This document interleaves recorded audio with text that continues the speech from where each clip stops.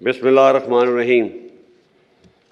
معزز مہمان گرامی، بالخصوص شہدائے پاکستان کے باحوصلہ اور عظیم لواحقین، جنرل آفیسرز، پاک فوج کے بہادر غازیوں، خواتین و حضرات، السلام علیکم۔